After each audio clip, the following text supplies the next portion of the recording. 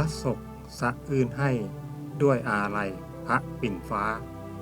ท้าเสด็จสวรรคราพระมาตาประชาไทยน้อมกราบท่าพระบาทศิรินาถด้วยใจใฝ่เสด็จสู่สวรรคาลัยพระสถิตในใจนิรันดร์ด้วยสำนึกในพระมหากรุณาธิคุณเป็นล้นพ้นอันหาที่สุดมิได้ข้าพระเจ้านายนิพนธ์รัตนวาน